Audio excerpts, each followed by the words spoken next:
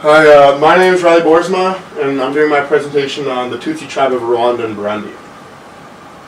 So I'm going to talk about a number of different aspects about the Tutsi tribe, but I'm going to first talk about a little bit about their culture, relating to their politics, economics, and religion, and then go into a little bit of detail about their history and how they got to the places of Rwanda and Burundi, and then talk a little bit about colonization and how that may have played a role in the Rwanda genocide, and go into detail on the Rwanda genocide and why the UN didn't intervene and why they should have. So first, so the Tutsi group are the ethnic group of the Nilotic region, believed to have migrated to Rwanda and Burundi in the 14th to 15th century.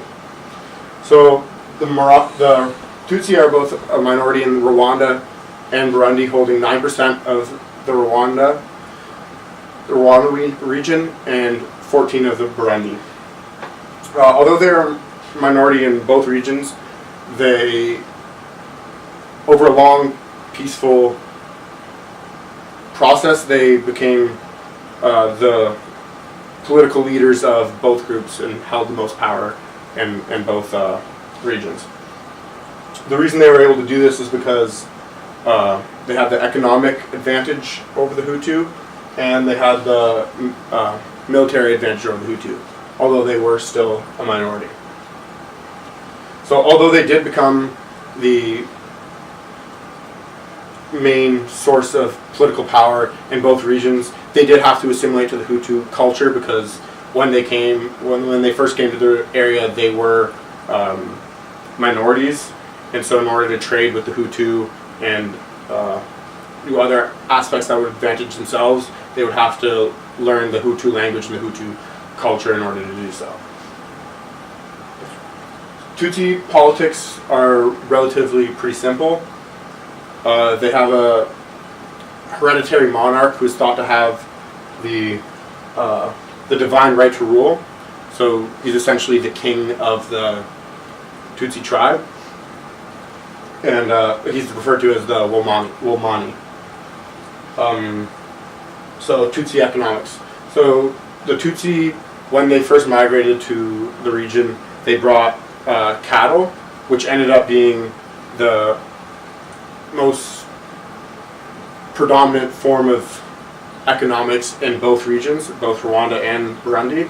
And so because they had the economic advantage, that's what allowed them to climb the political hierarchy, was them having the ability to herd cattle.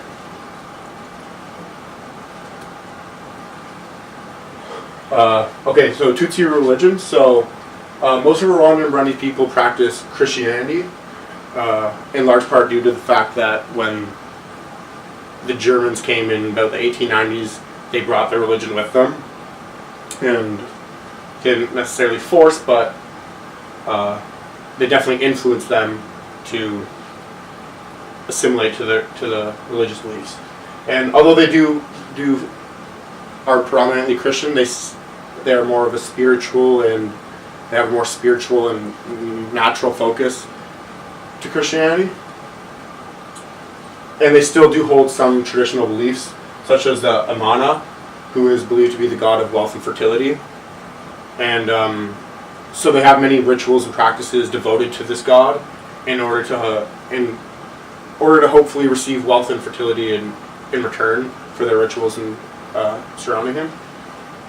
The Abazima is believed to be the spirits of dead Tutsi ancestors, and so it is common for the Tutsi people to leave goods where they believe the spirits live, essentially, and they do that in hopes that those spirits will grant them good luck in the future, and they're out of fear that if they don't, they will have bad luck wished upon them.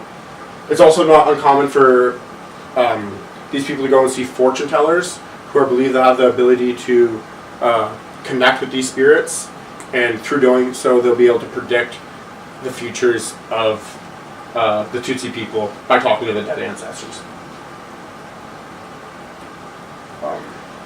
Introductions of Europeans to the region. So in 1890, the Germans came to Rwanda, and they took control, and they held that power until just after World War II. So although they did have the political power, they allowed the Tutsi king to remain in control of the region.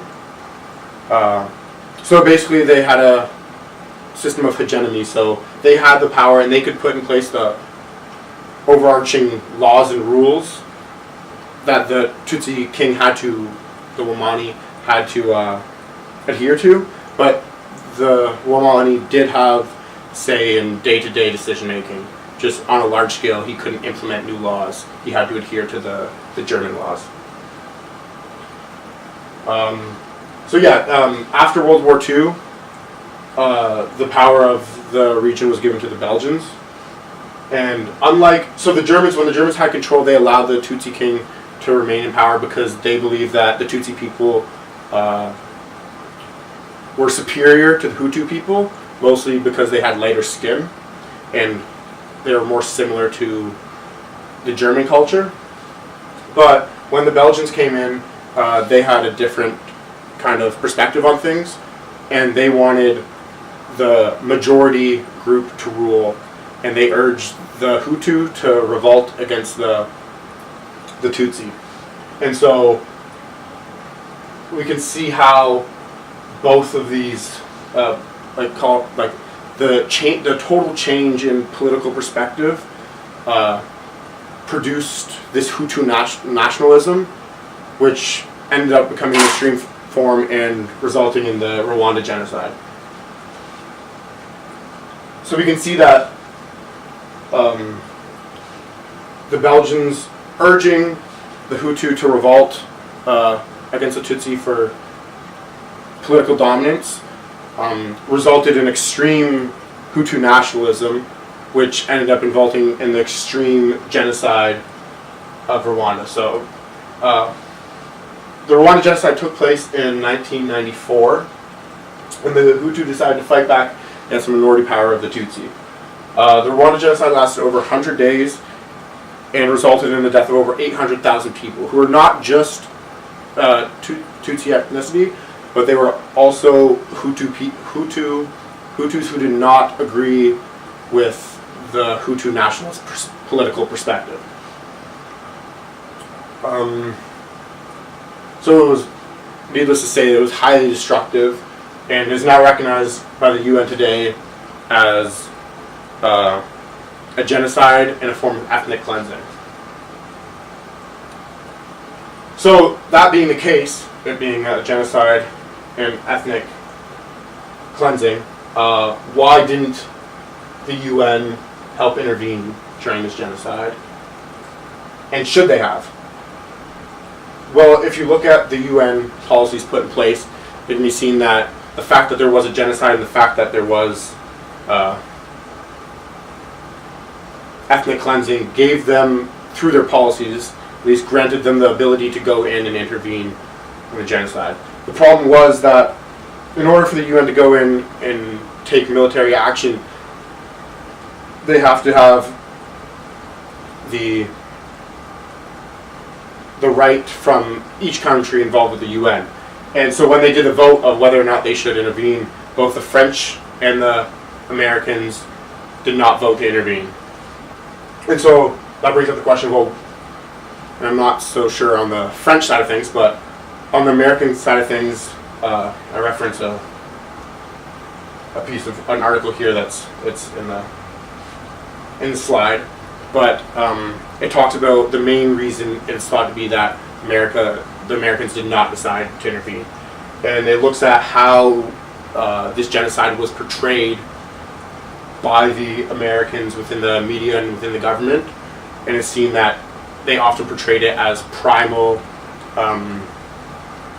primitive tribal warfare, and using these words with negative connotations kind of downplayed what was actually happening in the mass genocide of the innocent people of the Tutsis. So that basically brings me to the end of my presentation. And in conclusion, I hope that you got a little bit better understanding of who the Tutsi people are, a little bit of their history, and most importantly, history of the Rwanda genocide, and the fact that the UN did not intervene in this time of crisis.